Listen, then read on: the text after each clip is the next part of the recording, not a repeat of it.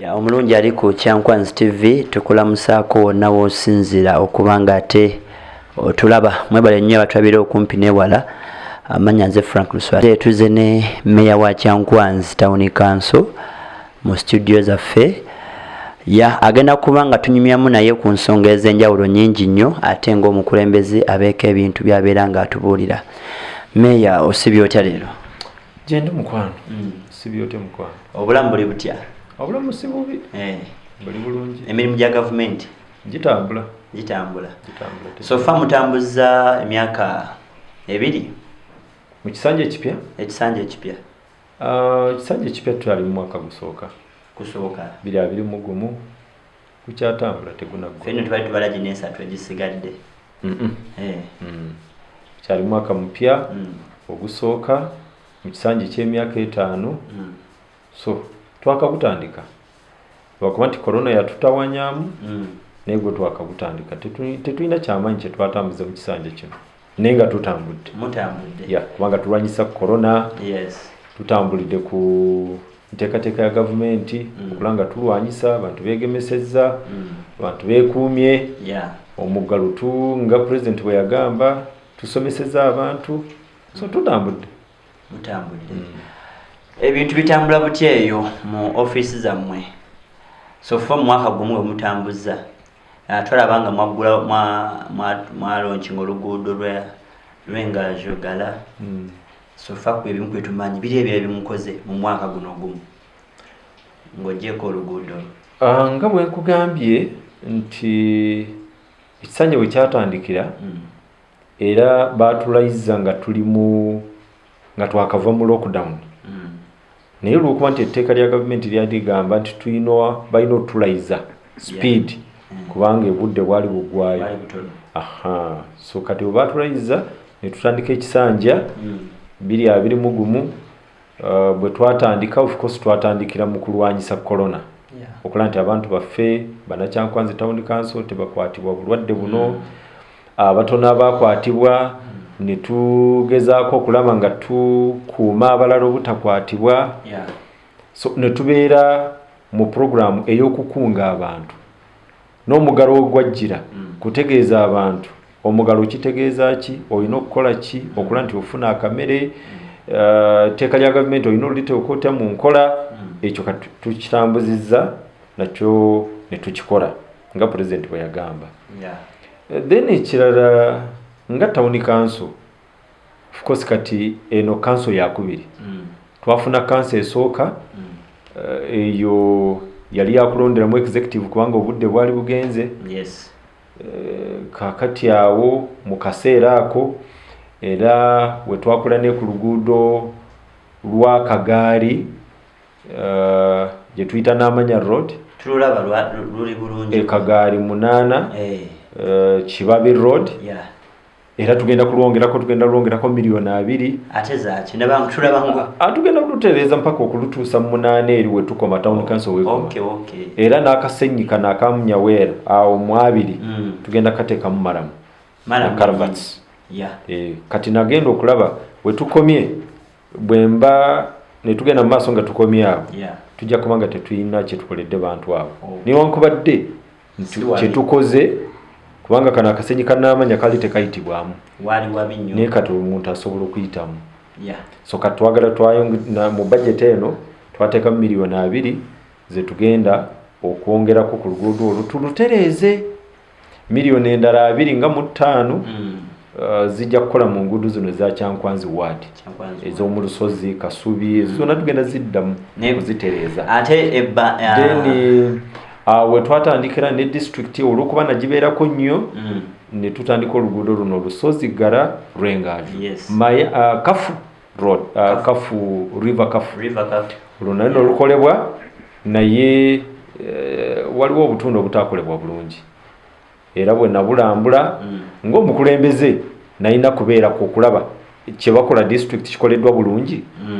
So njagala nkutegeeza oba ntegeeza Bannakyankwanzi Town Council nti tuli bassanyu bwe baakola obubi mu kasenya akamu kati bagenda kaddamu baterezeewo. Era immediate nakubira chairman LC5 chairman LC5 nasitukiramu najja ne engineer era nagamba bakansala bange Honorable Sendega Charles ne Honorable Kahima ne Corinzi Owerwengaju ne Honorable Esther ne bawerekera ko chairman Lucifer era n'alambula era n'alagira engineer adde mu luguudo.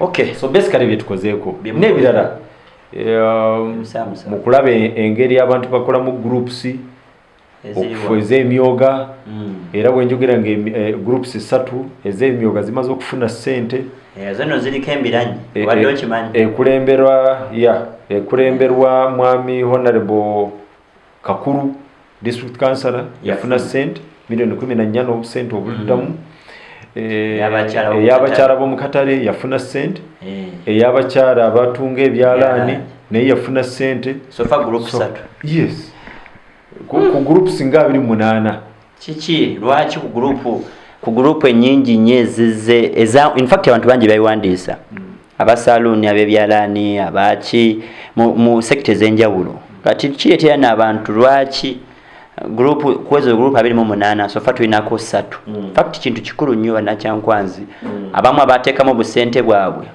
n'amaanyi gaabwe kyabaluma kiki lwaki sofa 3 zezifunye kakati mwami Franka nga ntegeeza bannakyankwanzi town council abaakola emyoga ekizibu kye tulina bannayuganda kye balina n'abantu bange nga mwebali bo bwe bawulira ng'essente za gavumenti balowooza nti bw'okola ekibiina olwaleero n'otagenda mu maaso automatically gavumenti ejja kuleeta ssente ate nga si bwe kiri kakati emyoga 28 groups eziri mu Kyankwanzi town council okuwulira nga bafunyeko 3 ze zaatuukiriza emitendera zagenda mu maaso nga zisevinga ne zigenda ku district Butemba constituency ne zikola saako era ne bagenda mu maaso kubanga bwenjogera kati ng'eya leaders saako leaders association myoga Honorable Kakuru era bwe yatuuka ku Butemba constituency yalondebwa nga chairperson wa saako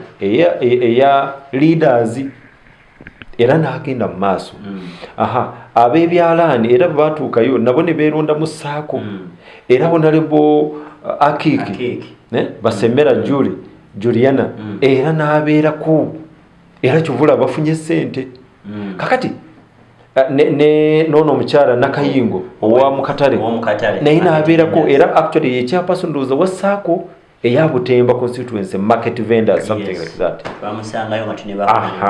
so bambi bo ne basigala nga bencouraginga abantu baabwe ne basavinga kubanga Honorable Kakuru ne Honorable Munyamulenge baali bangamba association yaabwe bagenda okufuna ssente nga balina ze basavinze kumpi milioni nga 10 yes ezaabwe kakati gavumenti naye neerabiraawo nga abantu bano bakoze omulimu katubawe ssente ono omukyalo wa Katale nabo baali basavinze kumpi milioni 20 mu Honorable Akiki abebyalaani abamu basembayo nga beewandiisa tebaddayo n'okusavinga n'atasavinga kakati bano abasavinga be baafunamu kwegaya gavumenti tossa mukono olemezaako kyekizibu kyaffe Frank nti abantu baffe balowooza nti gavumenti ejja kuwanga ssente za kulya ekuwa ssente za kukola kweyongera mu maaso kyobadde okola ekwongera mu maanyi ekusindika naye tekitegeeza nti ekusanga awo otudde nekuwa ssente n'olya nedda kakati bano abantu batafuna ssente bo wakyaliyo opportunity oba omukisa okubanga at least they can resume their groups and get money absolutely chance weeri era ne group eyo emyoga etanakolebwa bali bwe basobola okwesitula ne bakola omwoga gwabwe era ne babitambuza ne basoma ne bayita CDO owaffe wa Kyankwanzi Town Council era ne bagenda ku district ku Butemba constituency level era ne basoma ne batuukiriza buli kimu kyonna era ssente bafuna ssente weziri mu microfinance twawulira obukadde bungi nnyo buli awo bukuumya abantu which means group eza registering ne baba nga tebasavinga basobola okuddamu ne baddukanya ekibiina kyabwe era kati kyeŋŋamba buli era nadde ŋŋamba mu council nadde ŋŋamba bakansala bagende bategeeza abantu baabwe basituke n'abo abatanakola mwoga bagukole ssente za gavumenti weeziri era zakukulakulanya bantu kulaba nti basobola okwekolera bakulaakulane era bazisasule baddeyo. Omulungi ali ku Kyankwanzi TV, ensonga ogiwulidde. Abantu bangi badde beemulugunya ku nsonga y'emyoga, naye abateewandiisa mukyasobola okwewandiisa ne mufuna ssente. Ate nammwe kennyini abanga mwakikomya mu kkubo mukyasobola ate okukisitula ne muddamu amaanyi ne mufuna ng'abaali bafuna ssente zaabwe. So ebintu bya gavumenti meya tutegeeza nti si bintu bya kuwumuza. Bw'oba okitandiseeko kiremezeeko ddala until when you achieve you get what you need. So njagala okutegeeza nti nno aba Exotic Unisex Salon basanga ku Kyankwanzi Guest House, balina gawuni z'abagole, bakola ku bridal care, basala enviiri, bambaza abagole, balina dresses ez'abagole, balina amasuuti ge bapangisa n'ebiringa ebyo. Abeetaaga genda ku Kyankwanzi Guest House ojja kubanga ate obafuna.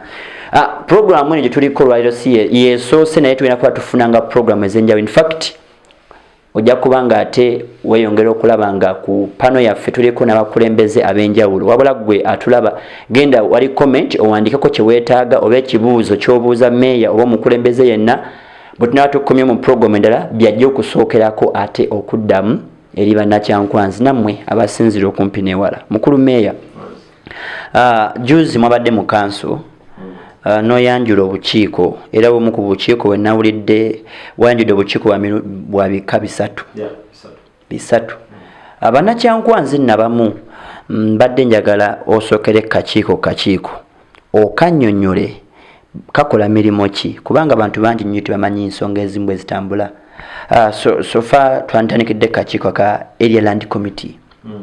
Munnakyankwanzi ali eyo ensonga ya Area Land Committee soko girambululemu bagitegeere kitegeeza ki, bakola ki, era bayamba batyo munnakyankwanzi yali wansi mu nsonga z'ettaka. Neyanza Franka njagala ntegeeze bannakyankwanzi Town Council nti council bwe yatuula ng'etteeka nga litutegeeza nti tulina okulonda akakiiko ka Area Land Committee akapya. Era chairman C5 yakiteeka mu buwandiike n'ampandiikira nti mu nnaku zitasukka wiiki emu nina okubanga amaze omuweereza amanya g'abakakiiko ka Area Land Committee. Area Land Committee etegeeza ki? Njagala ntegeeze bannakyankwanzi Town Council nti Area Land Committee buli gombololo oba Town Council ebeera n'akakiiko k'amataka akakola on behalf ya District Land Board. Be batunuulira, be balambula nti omuntu ayagala ettaka erya public be balina okugenda okulambula. Bo abakakiiko ka Area Land Committee. Era bwe balambula bakola report ne bagamba Land Board nti kituufu omuntu ono gwe tulambudde atudde ku ttaka lino era alikoleddeko era ye mutuufu era ne baliraanwa tebamuyinaako lutalo era mumuwe ettaka eryo.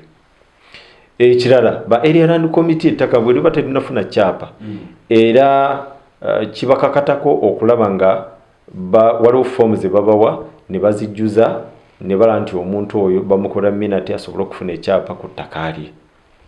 So basically byebyo mostly bali ku mataka ga public land. Teri kirala. Kyankwanzi jagamba public land ate ye liriwa. Public land lye ttaka lya gavumenti.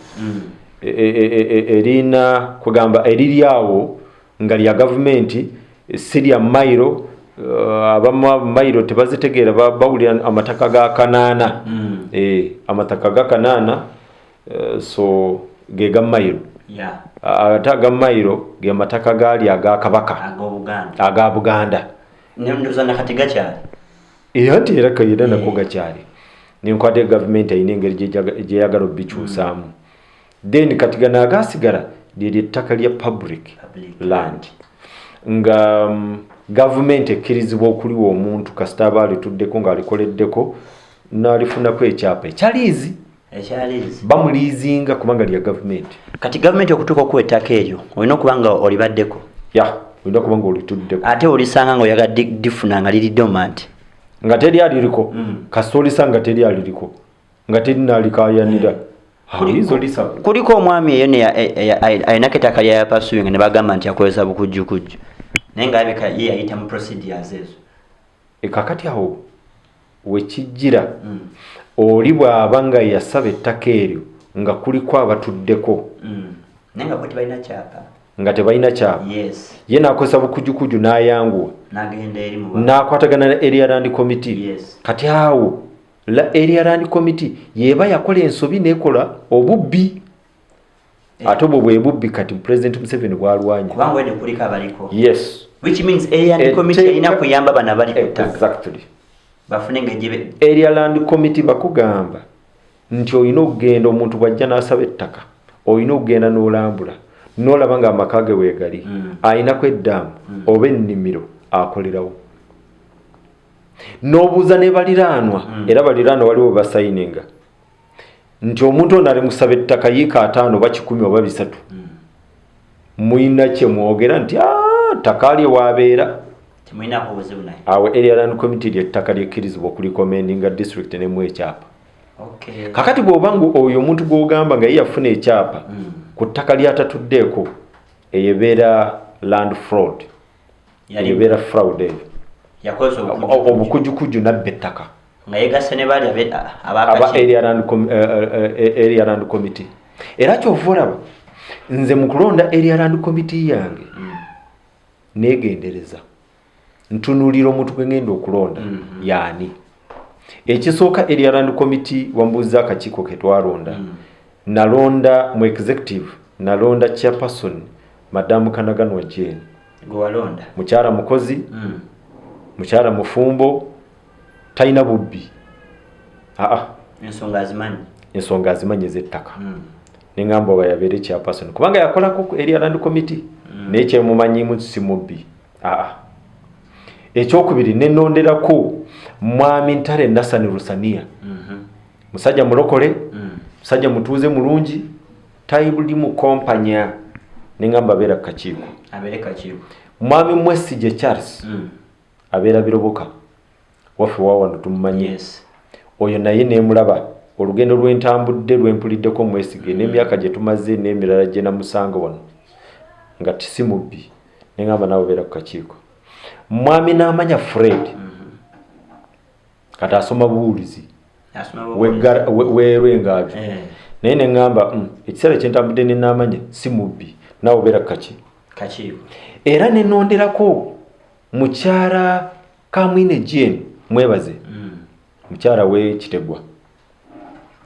naye nga bw'omanyi munnaye bakansala bange balina endowooza endala bo baatunuulira Jane Kamwine nti bwe tebamwagala sanga balina ensonga era bw'obeera n'ensonga mwami Frank bw'obeera n'ensonga kyova olaba twalayira nti bw'obeera n'ensonga mu kanso gyogere togamba bugambi tetumwagala there must be a reason osituka n'ogamba Mr. Speaker omuntu ono simwagala lwa nsonga eno ate ensonga eyo eteekwa kubeera mu tteeka Land Act egamba nti qualification z'omuntu alina okubeera ku area land committee ekisooka alina okuba nga alina emyaka 35 okudda waggulu muntu mukulu ekyokubiri ateekwa kuba mutuuze ow'omukyankwanzi town council ekyokusatu ateekwa kuba nga ategeera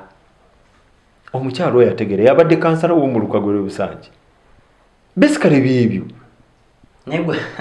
mukulabako ogamba lwaki erinnya lyaganiddwa kubanga mwami Frank baganye buganyi nga naye ensonga tebagiwadde omanyi tulina ekizibu nti bakansala abamu bw'oba nga ogezezaako batunula ennaku ezimu nange kinnuma omuntu okukuba erinnya ly'omuntu nga tolina nsonga gy'oba era nze nagezaako okubuuza mukuba linnya ki ate ku nsonga ki nindibekanya okugamba nti tetumwagala ningamba it's okay naye tewali nsonga naye gwe nali nonze era nemulonda lwa nsonga y'okulaba nti mukyala mukakkamu ate muwala w'omuzeeyi Lubanuuma nga ndaba si muyaayi ne munaye ne bamugaana okutuusa lwe nakkiriza neŋŋamba kale bwe mba mwagala ng'eryo erinnya lye muganye kakati ne baleeta erinnya ne baagala balonde erinnya mu kanso ate mu tteeka tekikirizibwa tekiriyo nti no bakansala